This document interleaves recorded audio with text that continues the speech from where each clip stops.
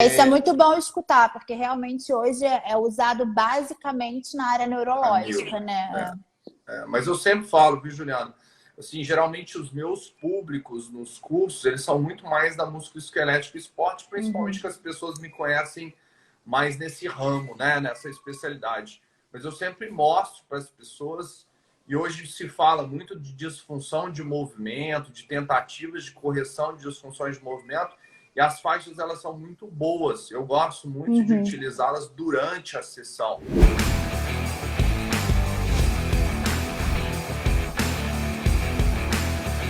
Olá!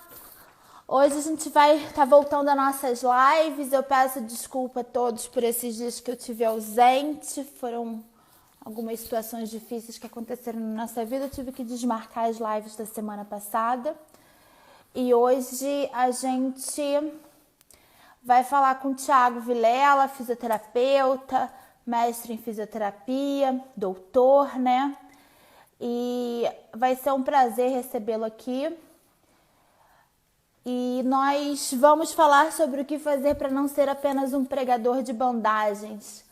Eu lembro a todos que todas as nossas lives estão sempre online e elas ficam no IGTV, né, durante, né, direto, e depois elas são colocadas lá no nosso YouTube. Então eu vou aguardar aqui o pessoal entrar. Eu não tô. O Thiago deve entrar daqui a pouco também, para a gente poder estar conversando sobre as bandagens. O Thiago acabou de entrar, a gente ainda tá. Não tá aparecendo aqui no meu coisa. Olá, Thiago, tudo bem? Vou te incluir aqui e a gente vai conversando e esperando as pessoas entrarem.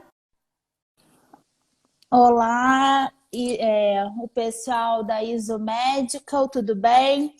Nós vamos esperar o pessoal entrar, já incluí o Thiago, eu acho. Oi, Dailis. Aguardando o Thiago entrar. E a gente vai falar o que é para fazer para não ser um pregador de bandagens, né? Eu acho que o Thiago é a pessoa certa para conversar com a gente sobre esse tema. Professor. Oi, Thiago, tudo bem? Tá rodando ele. Olá! Peraí que você tá rodando, daqui a pouco você chega. Internet é complicado, né? Então a gente vai falar sobre esse tema de bandagens e eu acho que a gente vai falar, eu acho que é bem baseado no livro dele, que eu adoro esse livro. Ih, caiu. Ivan, então, deixa ele voltar aqui que aí eu coloco ele de novo. Paim tá aqui. O Thiago, oi Thiago, tudo bem? A gente está esperando o Thiago Vilela entrar de novo porque ele caiu a internet dele. E a gente vai conversando aqui com vocês. Vai pensando em perguntas que vocês têm para ele sobre as bandagens, sobre o livro, sobre os cursos que ele dá, né? Que são cursos muito, muito bons. Eu conheci o Thiago em 2014, que chamei ele para dar o curso de bandagem da Kinesiotape, né, do Kenzo, o KT1 lá em Niterói pela Fisiovital. E a gente começou a conversar muito, né? A partir daí a gente começou a conversar. E sempre que eu tenho uma dúvida, alguma coisa, eu caio no livro do raciocínio clínico, né? Ele chegou de novo, deixa eu entrar aqui com ele. Pronto. Vamos ver. A Daila está amando a bandagem dinâmica. Olá, Thiago, tudo Oi, bem? Ju. Tudo bem? Tudo Tudo, jóia? tudo ótimo. Agora foi. Tá escutando bem aí? Eu tô. Você está escutando? Tudo Beleza, certo? perfeito. Perfeito. Então, eu já até comecei a falar pro pessoal como a gente se conheceu, né, em 2014, que você foi dar o curso de KT1 lá em Niterói para Fisiovital, né, que a gente organizou. Então, já tem bastante tempo, né, Thiago? A gente tá ficando velho, né? 6 anos já, né? Sei. Eu não lembrava da data, não. Então, você tá falando aí 2014? 14. É. Passa 6 anos. rápido, hein? Muito rápido. Eu acho que eu não tinha. Não, eu tinha uma bebê, eu acho, nem sei. Então, Tinha. Acho que ela tinha, tinha, né? acho que tinha uns, ela tinha uns Um 2 ano, um ano, a anos. Catarina, né? Era bebezinha ainda, acabada Tá. de nascer. Aí a gente começou assim, eu contei que a gente começou a conversar muito, teve outros cursos, né? E a gente sempre manteve contato e eu tava falando que qualquer dúvida que eu tenho, eu caio no seu livro. Que bom, que bom que tá ajudando. Nossa, eu faço muita propaganda, eu acho. Tudo que Legal. qualquer Você coisa sobre ajudou, banco. né? Um capítulo lá foi, inclusive, ajuda a indicação das autoras, né? As meninas da Teratox, a turma lá que fez um capítulo lindo. É, Isso aí foi indicação e ajuda sua também. ficou ótimo. Realmente o livro é maravilhoso. A parte de oncologia com a Anke, do Foi bom. linfotape, muito, muito bom. Então, Thiago, se apresenta. De qualquer forma, acho que todo mundo tá aqui te conhece, mas se apresenta para ficar nos autos. Tá, vamos lá. Então, para quem não me conhece, estou vendo algumas pessoas aí, Regina, Beth, Elizabeth, né, que são inclusive aí do Rio de Janeiro. Eu sou fisioterapeuta, né, formado aí já há 18 anos. Minha grande área de atuação foi a musculoesquelética, né? Sempre trabalhei com a área de ortopedia, com a área de esporte, que hoje é uma das especialidades minhas. Fiz mestrado e o doutorado, inclusive, o doutorado foi uma pesquisa voltada para taping, voltada para bandagem. E depois do doutorado veio o livro, né? Na verdade, é o segundo livro. A gente já tinha um outro livro no começo, quando eu ainda era instrutor da Kinésio. Escrevi um livro com o Elton, que era instrutor Uhum. comigo na época, e o Kenzo, né, validando ali, que é uma teoria desenvolvida por ele. E o meu anseio sempre na bandagem foi trazer o que eu acredito que é o raciocínio clínico, uma aplicação pautada em pensamento racional, com reflexão, baseada em alguns estudos, em evidência. E aí surgiu essa ideia, né? E a gente fez o livro que foi publicado em 2017, praticamente 2018, porque foi no final do ano, né? A gente lançou, você até estava lá no Congresso Tá. Fiscal, mas ele acabou saindo efetivamente em 2018, né? A edição é 2018. Então a gente já está com 2 anos. Foi um trabalho realmente que eu vou falar, foi mais, na minha opinião, mais gratificante do que o próprio doutorado, né? Foi uma coisa assim que me trouxe um retorno principalmente de gratidão pelo trabalho feito, né? Que eu fiquei bem feliz. Fiquei bem feliz realmente com o que surgiu. O livro perguntaram qual é o livro, eu vou mostrar. Não sei se você tem, mas eu Boa. tenho ele aqui. É, É eu esse nem sei se eu aqui. tenho. Ó. Isso. Você vê que tá todo sujo, tadinho, de tanto que ele. O que eu acho maneiro, o que eu gosto muito do livro é que ele é uma junção, né, de todas as bandagens, de todos os tipos de aplicação, e você fala muito que do conceito de bandagem também como órtese e no início do livro, né? Então, eu acho isso bem interessante para o raciocínio clínico do pensamento mesmo, que você que você desenvolve depois ali, Tá. para cada tipo de aplicação, de técnica. Então, falando nisso, eu queria saber assim, é, para começar, tipo assim, fala primeiro os tipos de bandagem, né? Você bota todos eles no livro, então fala rapidamente sobre todos esses tipos de bandagem que você aborda no livro, que você trabalha, para depois a gente ir para não ser uma pregador de bandagem, para não falar o que é Tá. bandagem. Beleza. Não, isso é um ponto bem importante, a gente conhecer o que existe hoje de bandagem. Então, eu falo que, como você mencionou, Juliana, as bandagens, elas fazem parte, se a gente parar para pensar, elas fazem parte da família das órteses, né? Ela faz parte, Só que as bandagens são materiais que podem ser adesivos ou não, né? Existem materiais que são com cola, com adesivo, e existem bandagens sem adesivos, né? E dentro dessa classificação dos tipos de bandagem, você tem materiais rígidos. Então, isso é um ponto para a gente começar. O rígido, o próprio nome já fala, é um material que não tem deformação elástica. Ele é totalmente rígido. Você teria ali, entre o caminho do rígido e o elástico, bandagens semi-rígidas, né? A gente teria algumas bandagens com elasticidades baixas, inclusive as bandagens, as faixas compressivas muito utilizadas, como você falou na oncologia, são faixas semi-rígidas.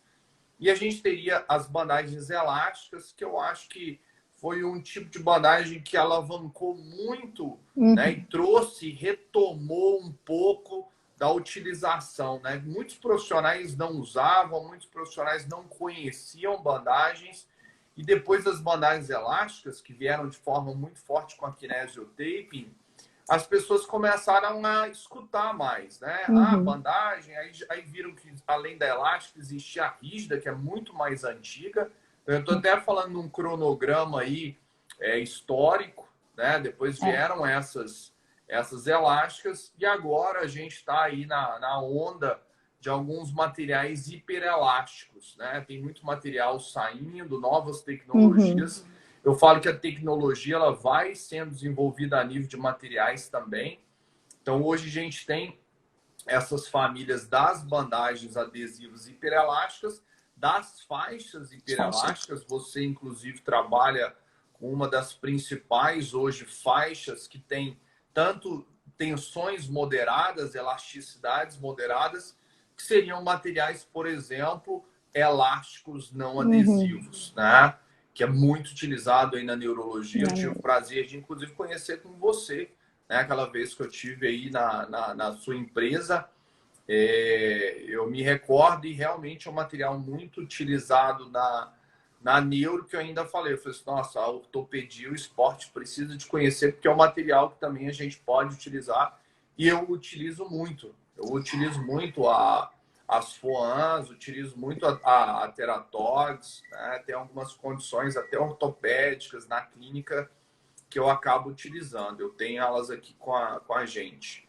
Isso é muito bom escutar, porque realmente hoje é usado basicamente na área neurológica, né? Mas eu sempre falo, viu, Juliano? Assim, geralmente os meus públicos nos cursos, eles são muito mais da musculoesquelética e esporte, principalmente que as pessoas me conhecem mais nesse ramo, né? Nessa especialidade. Mas eu sempre mostro para as pessoas, e hoje se fala muito de disfunção de movimento, de tentativas de correção de disfunções de movimento, e as faixas, elas são muito boas. Eu gosto muito de utilizá-las durante a sessão. Diferente, às vezes, da neuro, que ela manda o paciente para casa com enfaixamento, né, com a própria veste.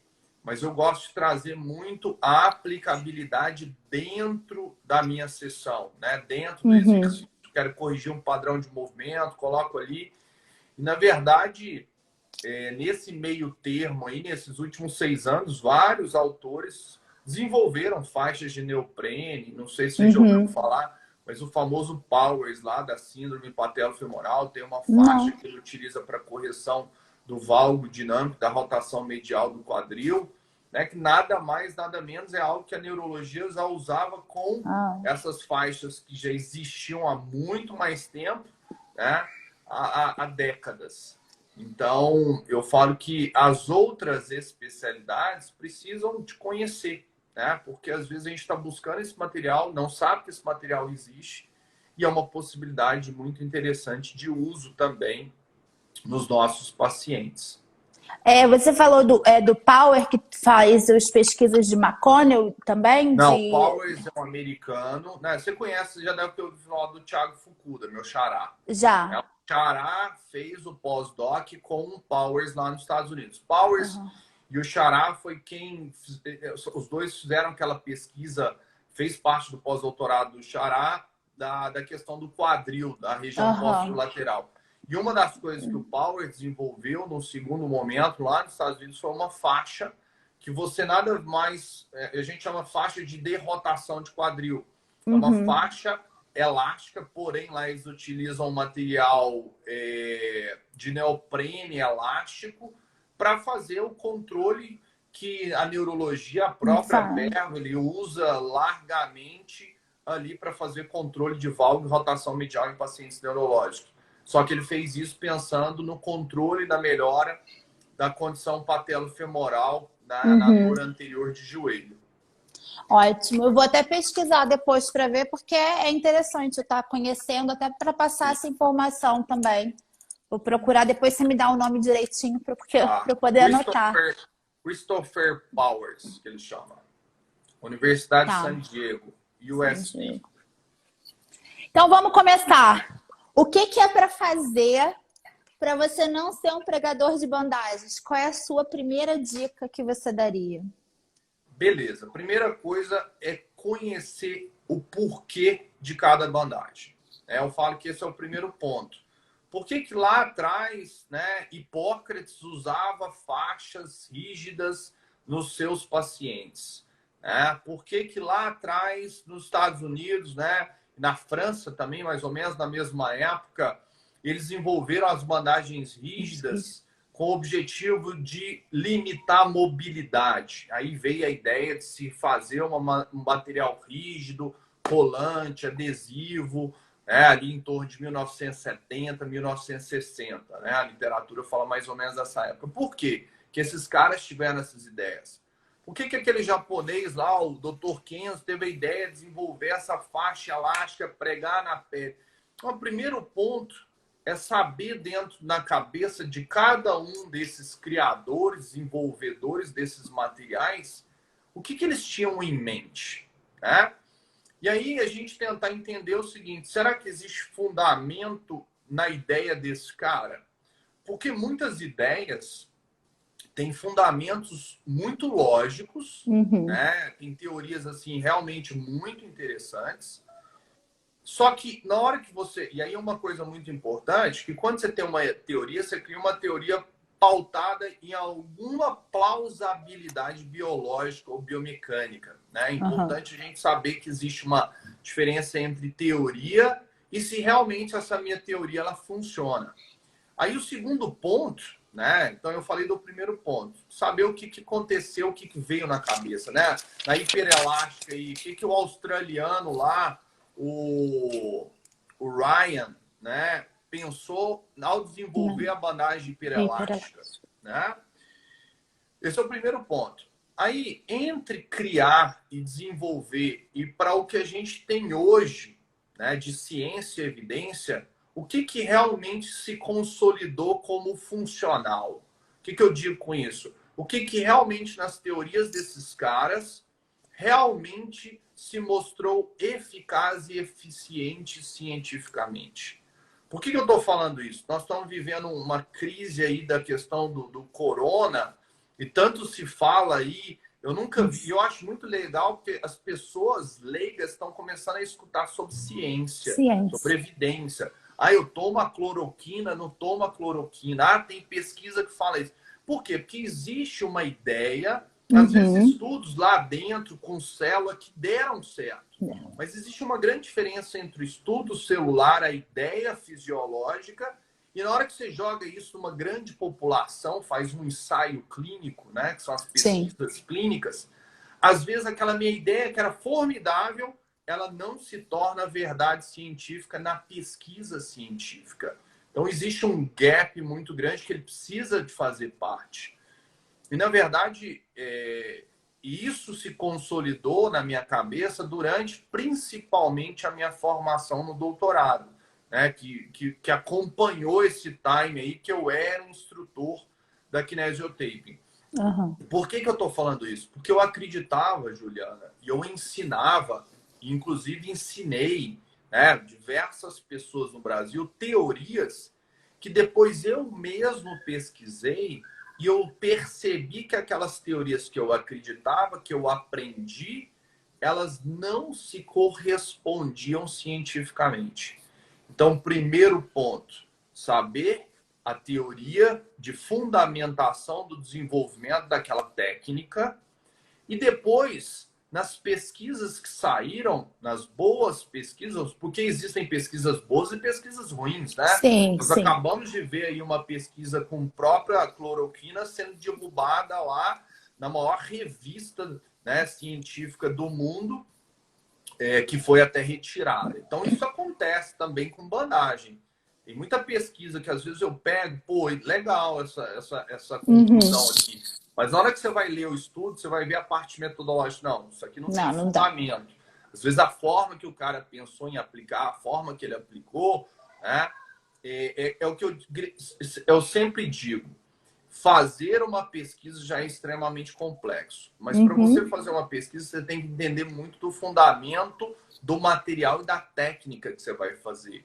Então, tem muitas pessoas, muitos pesquisadores, que eles fazem belas pesquisas, vários desenhos, publicam em boas revistas, mas na hora que você vai ver o fundamento clínico daquela aplicação, não tem nenhum. Então, tem muitas pesquisas hoje com bandagem que você lê, e aí eu fico me perguntando por que esse cara bandou desse jeito?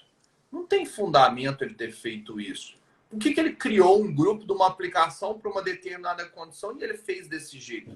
Se essa condição ela é desse jeito, né? Então a gente vê muito isso. Tiago, mas ele publicou uma revista de altíssimo nível de impacto. Perfeito. Por quê? Porque o desenho metodológico dele muito provavelmente foi muito bom. E várias coisas aconteceram nesse sentido, usando as teorias desses caras que desenvolveram as técnicas. Por exemplo, o Kenzo. Sim. A kinesiotaping sofreu e sofre uma crise científica muito grande, muito por causa de várias teorias desenvolvidas lá por ele, que não tinham fortes evidências teóricas, eu não digo nem científicas, teóricas. Então, eu trabalhei com ele, eu estava até olhando esses dias, foram 8 anos que eu trabalhei. Fui para o Japão, tive um contato muito grande, fiz parte do comitê científico. Então, eu estava dentro da nata da kinésio. E tinha muita coisa lá que eu escutava e aprendia, Juliana, que eu falei assim, não, opa, para, menos.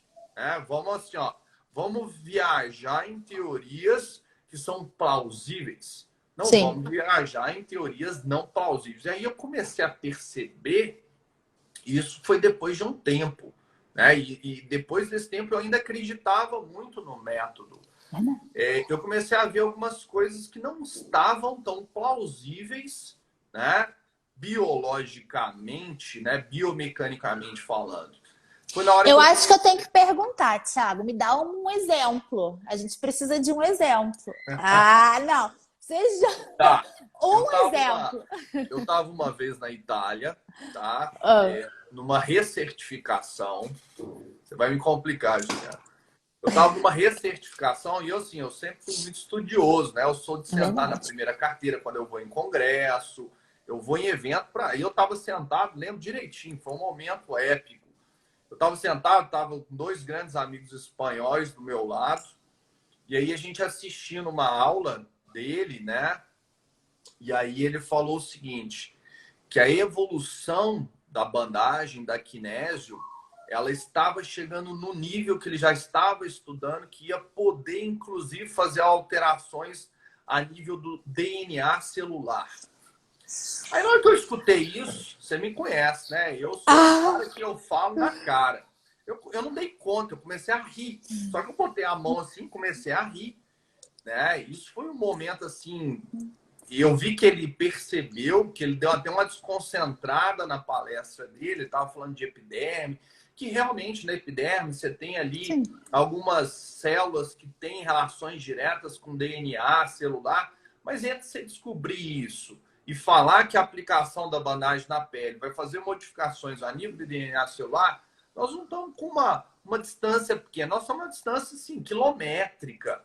Então, assim, isso foi uma das coisas, né? E aí, naquele momento, a gente percebeu que nós não estávamos no mesmo mundo. Né? Ele percebeu que eu não estava no mundo dele, tanto que naquele dia, quando acabou a palestra dele, ele veio para cima de mim, assim, muito nervoso, e falou assim, ó, eu vi que você riu quando eu falei alguma coisa lá. Eu falei assim, eu ri, porque você falou isso, isso e isso, e isso não tem fundamento nenhum. Se você quer que eu acredite no seu método, que eu sou um representante seu no Brasil, que eu ensine isso, você tem que me dar coisas com bases científicas. E o que você acabou de falar, que não tem base científica nenhuma. Então, assim, isso foi um exemplo só.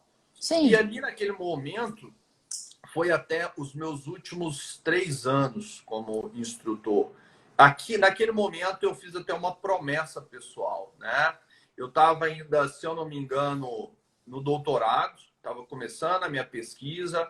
Aí eu fiz uma promessa do seguinte: se o Instituto, né, se a Kinesiotaping continuasse nesse caminho, eu não iria recertificar. E todo instrutor da Kinesi ele tem que recertificar de 3 em 3 anos. A gente vai para algum lugar do mundo aí que eles geralmente fazem. Dito e feito, foi minha última recertificação. Na verdade, nem terminei ela. No segundo ano, eu terminei meu doutorado, mandei minha pesquisa. Eu lembro que eu mandei minha pesquisa lá para o Japão. Nós tivemos alguns conflitos que eu mostrei que algumas coisas estavam sendo feitas erradas. Eles não mudaram a opinião deles. Eu falei assim, é muito difícil. Aí vem aquela questão do que ele representa no mundo e não sei o que. Eu falei assim, não tem problema nenhum. Pessoas muito mais famosas que o senhor, que ele, viram que tinham errado em alguma determinada... Né? E se retrataram. Exato. E falou assim, a gente viu que não é assim. Agora é assado. Entendeu? Não tem problema nenhum. E aí não aconteceu, né? Não aconteceu. E acho que nesses últimos 3 anos também você estava fazendo esse... Não é uma metodologia, né? Não é de juntar vários tipos de técnica e dar o curso, né? Que é o PTT, né? Na verdade, isso aí era uma ideia que eu tinha para a Kinésio. Na verdade, essa ideia eu levei para eles. Eu falei, gente, vamos mudar total. Foi. Eu falei assim, gente, primeira coisa, a gente tem que mudar completamente a formação.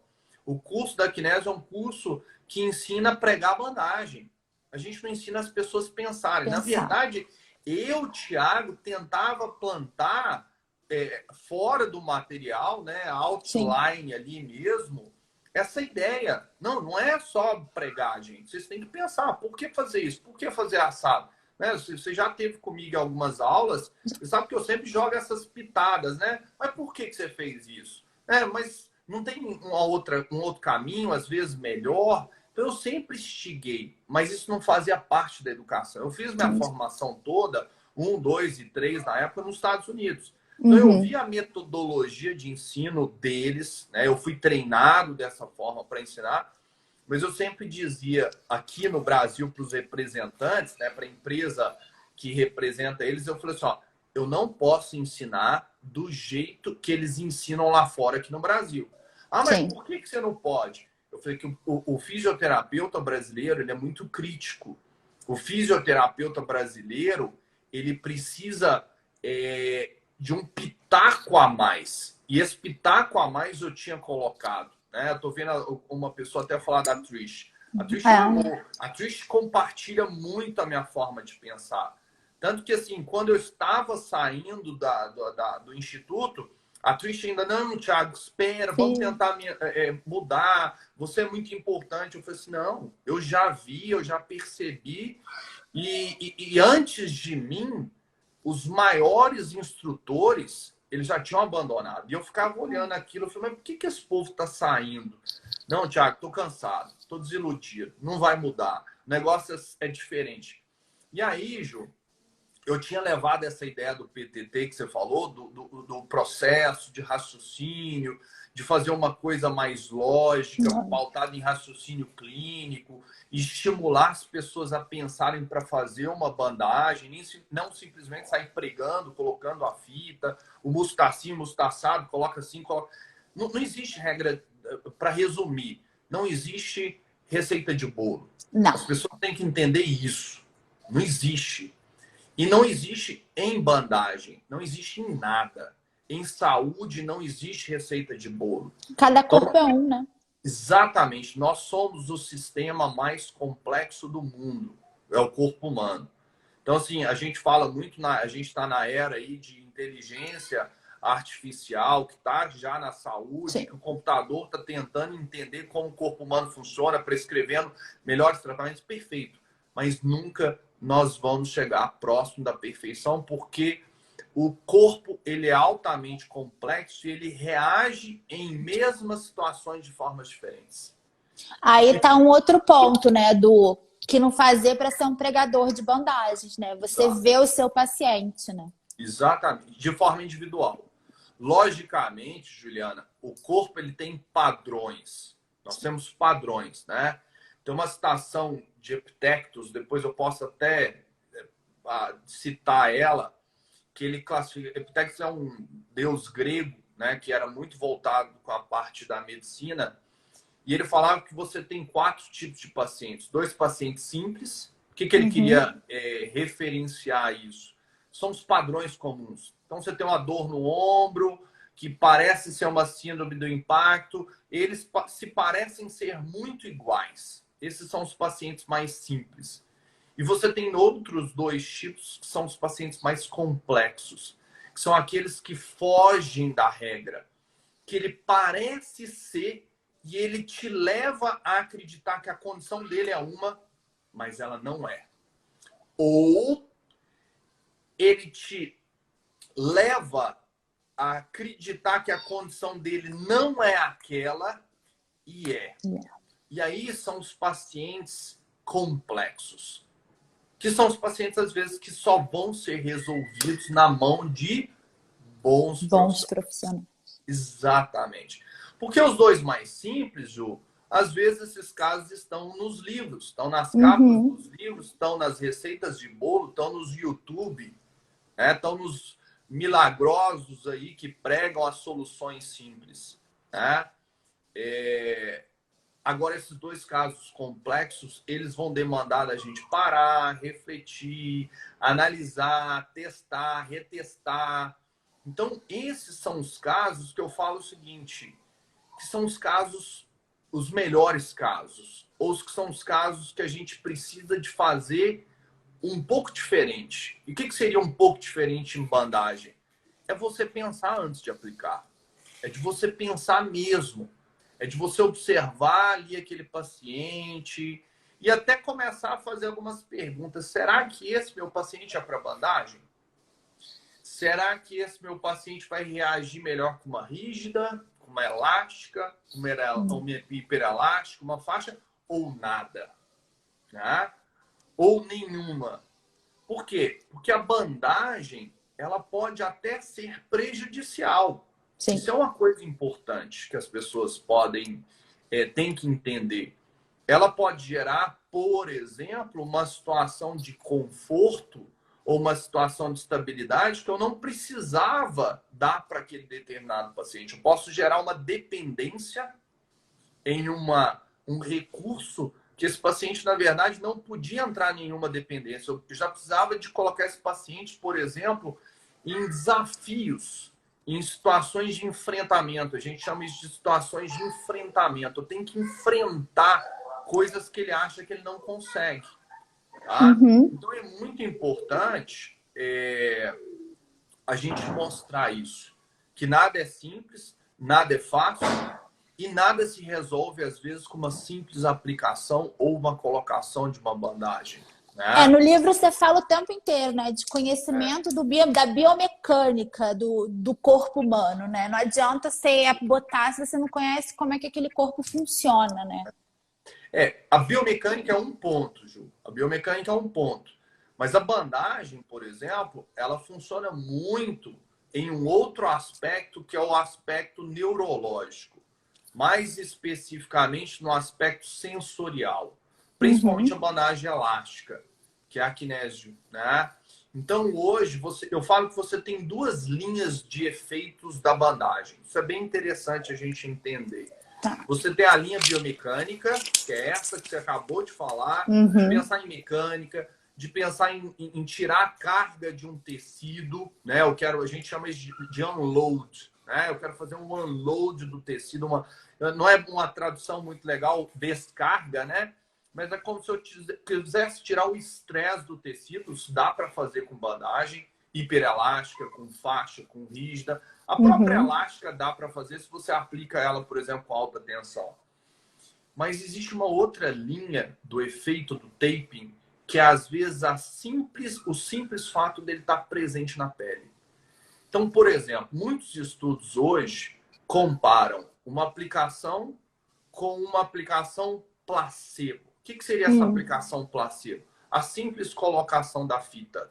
Em De zero. qualquer forma, zero, sem intenção nenhuma. Pode ser um durex, pode ser uma fita crepe, pode ser um esparadrapo, pode ser um silver tape.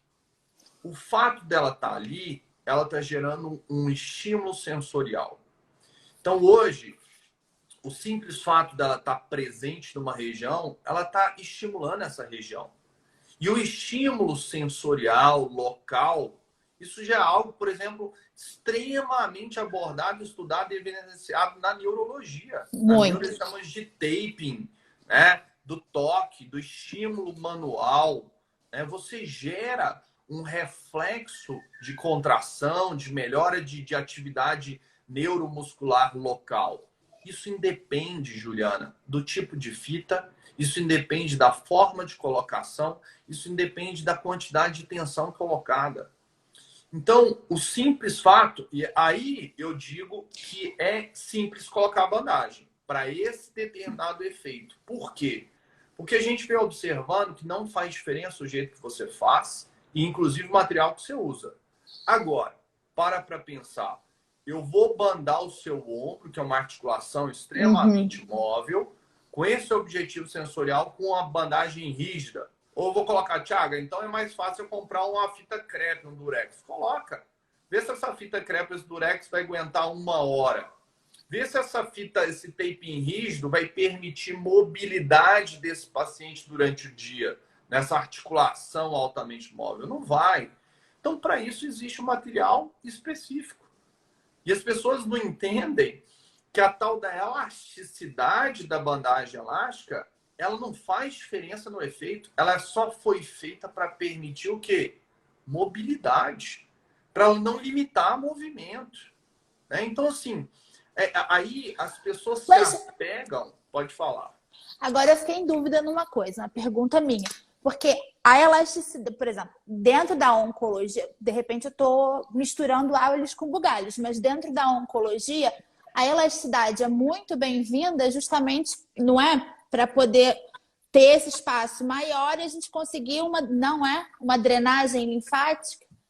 Não? Tá, então vamos lá. Essa teoria, Ju, do circunvoluções, da abertura de espaço, isso não é provado e nunca, na minha opinião, será provado. E o efeito da drenagem, né, eu já falei isso para a Anki, já falei isso para... Hoje, pra você ter ideia, eu dou curso para médico vascular. Né? Tem uma empresa aí do Sul que eu vivo dando curso para eles e geralmente eu vou ensinar médico vascular. E eu já mostrei isso para eles. Você pode aplicar inclusive sem tensão, que ela tem efeito. E sabe qual que é o grande efeito? Na minha opinião, já tem alguns alemães já fazendo alguns estudos, inclusive médicos na área vascular. O grande efeito vascular é de você fazer uma microtração da pele. Se a gente parar para pensar, é a mesma coisa que a mão faz na drenagem linfática. A técnica de drenagem linfática ela mudou completamente nos últimos 10 anos. Aquele negócio de você ficar fazendo lá, aquela varredura, aquele bracelete, isso não existe mais. Não. Você coloca a mão e faz simplesmente uma traçãozinha da pele e segura. Coloca ali, né? Eu sei que eu tenho vários colegas fisioterapeutas da oncologia e elas falam, Thiago, mas o fundamento é muito parecido. E realmente é isso. Porque quando você faz uma microtração da pele, o que você faz? Você tensiona esses vasos, esses microvasos, na verdade, linfáticos, e eles fazem a abertura do quê? Dos seus canais. Então, consequentemente, você melhora a absorção linfática. Então, aquele negócio de abertura de espaço, aquele negócio das circunvoluções, gente, essa é a questão, Juliana. As pessoas se apegam a teorias e não desapegam das teorias, mesmo quando ela não tem fundamento. Outro ponto. Vou ter que mudar todas as caixas e descritivo do site. Não, mas esquece, Ju. Sabe por quê? Na verdade, é o seguinte: as pessoas têm que testar formas diferentes. Eu já falei para várias. Tenta colocar aquela âncora no sentido contrário. Ah, Thiago, eu fiz. E o efeito é o mesmo. É o mesmo. Tenta colocar, em vez de você cortar em 5 tiras, cortar em 6, cortar em 2, cortar em 3. Vê se tem diferença no efeito. O efeito é o mesmo. Tenta colocar a fita inteira. O efeito é o mesmo. O efeito ele vem do quê? É o mesmo fundamento da drenagem linfática. Só que seria uma drenagem linfática constante. Constante. A bandagem está tracionando. Aí eu tenho que entender muito mais, Juliana, é para onde eu quero tracionar essa pele. Então eu quero tracionar ela para cima, quero tracionar. Aí vem aquele fundamento do recolhimento, né? Que ele recolhe geralmente da extremidade para aplicação proximal, né? A última extremidade ela é recuada geralmente para aplicação proximal. Agora, isso tem muita relação também com o tamanho da sua ancoragem proximal, né? Com a quantidade de tensão que você coloca. Então, tudo muda de acordo com a quantidade de tensão, a quantidade, por exemplo, de ancoragem que você coloca. Se você coloca uma ancoragem proximal pequena, ela não vai ficar fixa, ela vai movimentar. É um material elástico, igual a liguinha de dinheiro, né? Por isso que eu digo, Ju, eu fiz pesquisa de laboratório, eu fiz pesquisa em laboratório de engenharia mecânica, a gente fez pesquisa no laboratório da USP, mandei material para lá, entendeu? Nós testamos elasticidade, eu coloquei em cima de dinamômetro tubular. Então, entender a mecânica do material, jogar essa teoria para o corpo, ver a reação disso no corpo, é um caminho, né? E muitas teorias minhas se mostraram ineficazes também no corpo. Pô, uma ideia que eu tinha, pô, a gente acabou de terminar um estudo maravilhoso, até fiz a live com o Michael essa semana sobre isso, que é um estudo que a gente fez, foi o mestrado do Michael que a gente fez no laboratório. Você conhece aqui o CRE? Foi feito no laboratório de análise de movimento aqui do CRE. O que acontece? A gente esperava um efeito e o efeito foi outro. Juliano, meu doutorado, eu esperava um efeito, o efeito foi outro. Ai, meu Deus. É por isso que ciência é belo, é intrigante. Agora, o que as pessoas têm que entender? Gente, desapeguem de teorias e não criem amores a teorias e métodos. E se atenham a resultados e comprovações científicas. Eu não estou falando aqui que bandagem não funciona. Eu estou falando aqui que ela funciona, porém, talvez de formas diferentes que a gente aprendeu, ou que alguns livros, ou que alguns criadores falaram. É isso que é importante a gente ter em mente, né? E é difícil, Juliana, desapego, né? Vamos pensar em desapego material, né? Você vai vender aquele carro, aquele apartamento que você amava. É um trabalho que a gente tem que fazer interno, né? Tanto que, por exemplo, quando eu falei que eu ia sair da Kinésio, pô, eu fui aplaudido num congresso lá em Florianópolis. Eu falei assim, ó, estou a partir de hoje apresentando os resultados do meu estudo e eu estou largando a metodologia porque eles não concordam com os meus achados do meu estudo. Então, para minha consciência, como profissional, pesquisador, eu não posso continuar ensinando as pessoas algo que eu sei que não funciona daquela forma. Isso deve ter sido muito difícil, porque foram muitos anos. Nossa, você tomar essa decisão. Foram noites sem sono, você pode ter certeza. Foram anos, né, Thiago? Foram anos. Mas, se você me pergunta, Thiago, você arrependeu de forma alguma? Não. De forma alguma. Entendeu? Eu falo que nada paga a nossa consciência tranquila. E vai ter curso, Thiago? Eu dei um time. Porque você deu um time no doutorado, agora acabou. E aí? Ju, eu passei por um susto que pode ser consequência aí de alguns anos exagerados, né? Eu passei um susto esse ano, né? Com certeza você não sabe, mas eu tive um diagnóstico de um CA no início do ano, então eu refleti muito. Eu tô, talvez, assim, eu não vou voltar para como eu era aquela constância de curso, viagem, né? Teve um ano que eu viajei 42 vezes no ano para dar curso. Chega. Hoje, quando alguém me convida, às vezes eu reflito muito. Vale a pena? Né? Eu não digo nem financeiramente. Às vezes eu vou de graça. Eu prefiro ir para um congresso que é muito bom, vou de graça, não cobro nada. Se eu vejo que o evento é bom, se eu posso acrescentar. Você é mãe, eu sou pai, e eu comecei a dar valor muito em família. Então, nada paga o final de semana que eu passo em casa. Não. Então, assim, eu diminuí. Então, só respondendo sua pergunta, eu diminuí. Não acabei. Estou migrando aí para... Me convenceram a ir para o ambiente online. Teve até essa pergunta aqui. Depois de anos, só para você ter ideia, eu gravei um curso online há um ano atrás, que ele está pronto, gravado. Te mandei, Vandase. Eu dei o start agora, há 3 meses atrás. 2, 3 meses atrás, eu falei para a empresa, eu falei assim, não, bota esse negócio para rodar aí. Né? Eu fui convencido, mas eu só fui convencido, sabe por quê, Juliana? Depois que eu revi o material. Porque o meu medo era, eu não sei se o povo vai aprender comigo ensinando online algo muito prático. Mas assim, ficou top. Na hora que eu vi, eu falei assim, não. Deve ter ficado. Pra você, eu acho que ficou melhor do que o curso presencial. Te juro.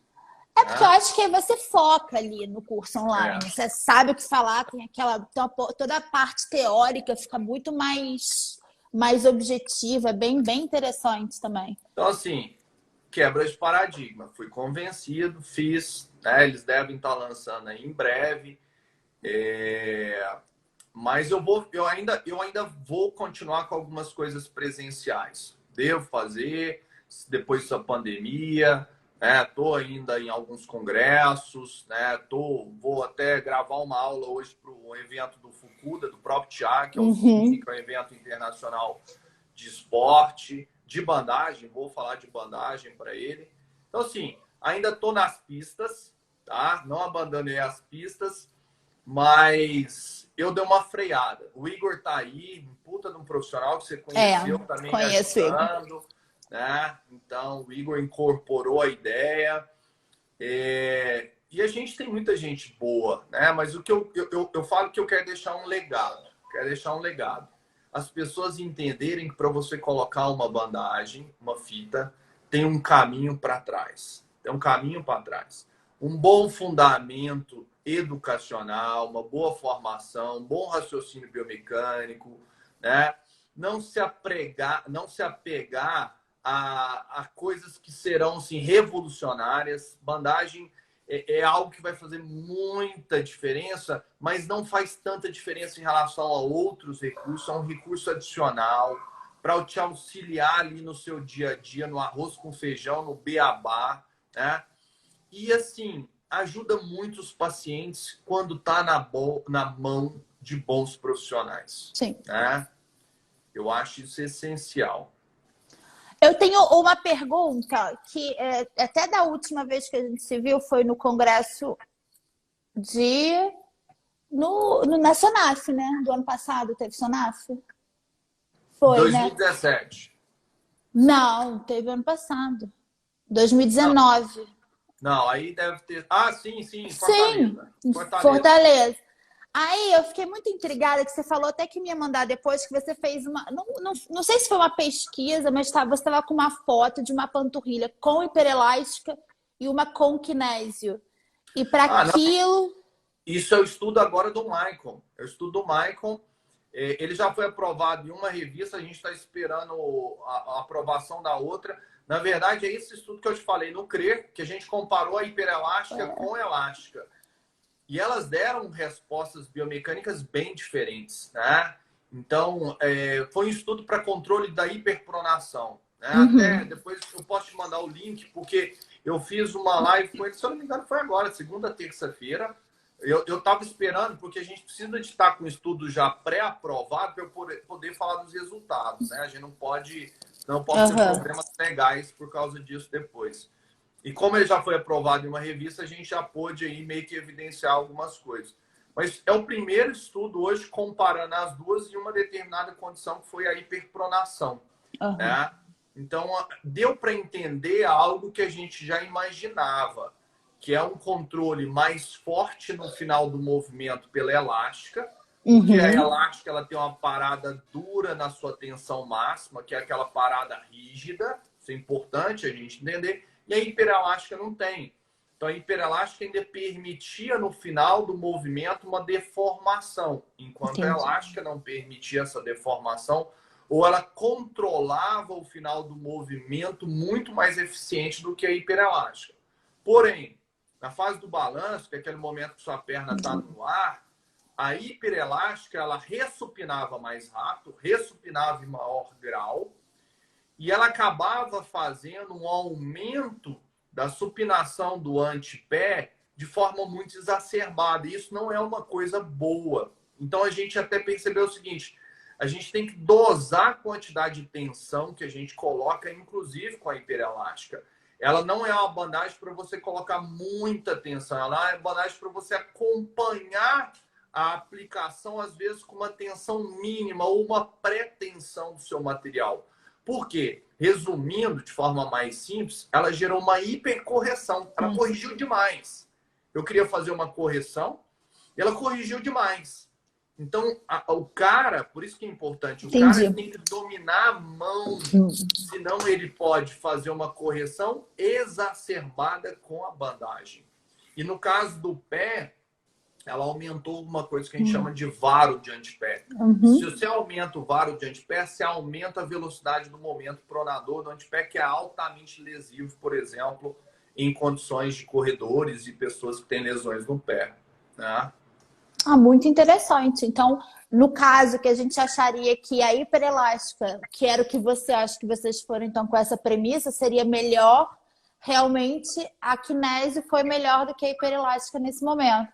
E a gente usa... Na verdade, é porque a hiperelástica ela acabou fazendo uma correção muito forte, meio que excessiva. Isso pode ser que nós também exageramos na tensão, na dose. Então, eu falo que fica uma reflexão para a gente entender melhor como aplicar cada uma. Eu digo que uma não é... Eu sempre falo isso, Ju, uma bandagem nunca é melhor do que a outra. Ela pode ser mais específica em uma determinada condição. Então, por exemplo, eu tenho um paciente que tem uma síndrome patelofemoral Vamos falar de pé. Você tem um arco plantar totalmente desabado. Né? Um pé plano, plano, plano. Um indivíduo pesadão, gordão.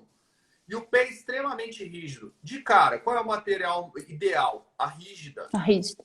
Né? A não ser que eu coloque uma elástica a 100% de tensão. Então, assim, eu sempre digo que cada tipo de disfunção provavelmente tem um melhor material e uma melhor aplicação. E o profissional só vai saber disso quando ele dominar sobre os tipos de materiais e sobre a condição daquele paciente. Né?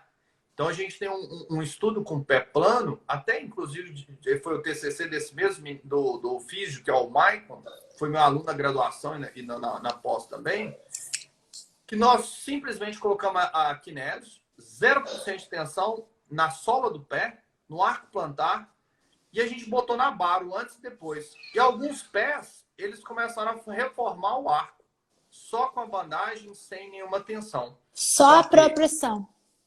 Só proprioceptiva. Só que só funcionou em quem tinha pé plano, flexível. Quem tinha pé plano, rígido, não alterou nada. Então só para criança. Hã? Então só para criança. Na verdade, não, Ju, porque tem criança que tem pé plano rígido. Sim. Rígido que eu falo é com baixa mobilidade. Né? Então isso depende muito. Por isso que é importante pegar o pé, ver a mobilidade. Pô, é móvel? Tem um estudo que mostra que dá para elevar o arco com estímulo proprioceptivo. É rígido? Não adianta. Então não coloco. Então é isso. Só que assim, você concorda comigo que a gente só ia saber disso que eu estou te falando se a gente pesquisar? Lógico. A gente tem que pesquisar. Né? Então, ver no paciente, testar, retestar. Pô, não funcionou. Ah, não, o efeito foi muito pequeno. Muitos efeitos pequenos, Ju, eles vêm, sabe de quê? De efeito placebo. E assim, e placebo não é uma coisa ruim. Placebo é bom. Por quê? O paciente está acreditando nisso. O paciente está acreditando. Agora, o placebo não é terapêutico. Ele não é terapêutico. Então, eu tenho que buscar algo que seja terapêutico. Depois de uma pesquisa, não vou lembrar, mas foi falado que kinésio era só placebo, né? Então, eu acho que isso está sendo está sendo desmontado também, ou não? Na verdade, tem muito estudo bom saindo mostrando que não é simplesmente placebo. E eu não vou citar nomes, mas vários pesquisadores, Juliana, que publicaram, né, bateram em rede social, que é placebo, já falaram para mim, eu sei que não é placebo. Placebo é do jeito que era feito. Porque, Juliana, se eu coloco uma elástica, hiperelástica, rígida, o que for, em alta tensão, pensando biomecanicamente, o efeito está lá, ele é presente. Sim. Agora, existe uma grande diferença eu falar o seguinte: kinesiotaping é placebo se o estudo usou exatamente a metodologia da kinesiotaping e mostrou que é placebo. Agora, isso não quer dizer que a bandagem elástica seja placebo. Que a kinesiotape, que é o tape material, as pessoas não conseguem diferenciar o que é método de material. Tem uma grande diferença aí. Então, às vezes, o que foi ensinado lá atrás se mostrou ser placebo. Mas isso não quer dizer que esse material seja efetivamente um placebo. A gente tem 4 minutos. Eu acho que vai cortar em 4 minutos. Aí eu queria te perguntar o que vai... o curso vai ser lançado quando? É de todas as bandagens? Você vai falar sobre tudo que está assim no livro? Como é que é? O curso é o livro. O curso é o livro. É o livro. Só que assim, de forma mais prática. Muito. O livro tem 500 páginas. A gente conseguiu colocar isso, e acho que em 8 horas de curso. Né? Eu quase morri, eu fiquei 2 dias, é pesado. Fiquei 2 dias lá no interior de São Paulo, gravando dos caras. Eu não sei te afirmar, Ju, mas parece que será lançado nas próximas semanas. Tá? Ele fala de tudo. Eu falo das faixas. As faixas. Ai, né? que bom! Elas estão lá. É até um módulo que eu fiz de up, né? Tipo, a gente sobrou um tempinho. Eu falei, não, vamos gravar alguma coisa de faixa. Vou pegar as faixas, tudo. Fiz várias aplicações demonstrando, mas a gente pensa até futuramente, Ju, fazer cursos fechados, pequenos, também online, para cada tipo.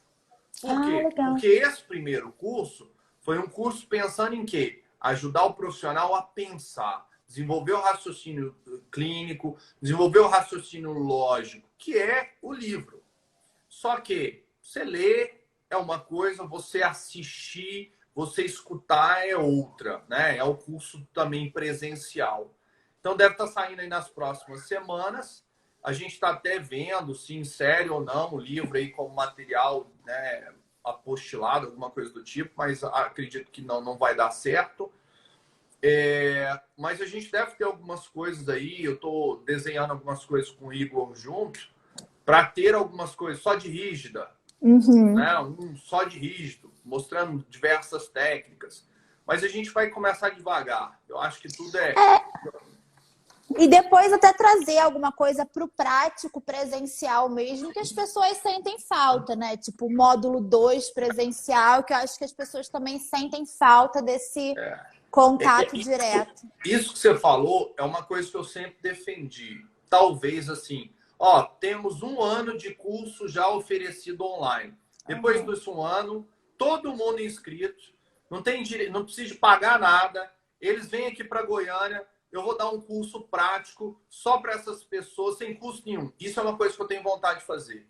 Então, tipo assim, depois de 1 ano, tal final de semana, no ano que vem, para quem fez o curso online, não precisa pagar, vem aqui para Goiânia, né? Ou vai para São Paulo, às vezes, que é mais fácil. Né?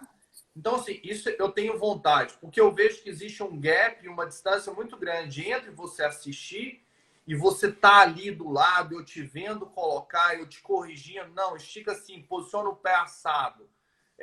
Faz muito, apesar de que nós tomamos muito cuidado com isso durante o curso online. Thiago, a gente tem 58 minutos. Eu vou me despedir de você. Muito obrigada por essa live. A live, para quem não pôde assistir toda, vai estar no IGTV e depois a gente coloca no YouTube. Muito obrigada e vamos marcar outras e vamos fazer publicidade desse curso que eu acho que vai ser muito bom para o pessoal começar a ter um raciocínio clínico melhor. E eu até aproveito, Ju, hoje a gente tem um canal no Instagram só de bandagem, né, que é o Bandagens Terapêuticas. A gente coloca muita coisa lá, né, artigos, estudos, né? Então, assim, se vocês gostarem realmente dessa família e dessa vida de trabalhar com bandagem, é um local legal de vocês verem já muita coisa que a gente colocou lá. E eu que agradeço, Ju. Eu que agradeço, foi muito bom, né? A gente sempre foi parceiro, sempre gostei muito dos seus materiais. Tenho usado muito hiperelástica. Acho que agora eu só não gostei da cor. Eu tô vai mudar.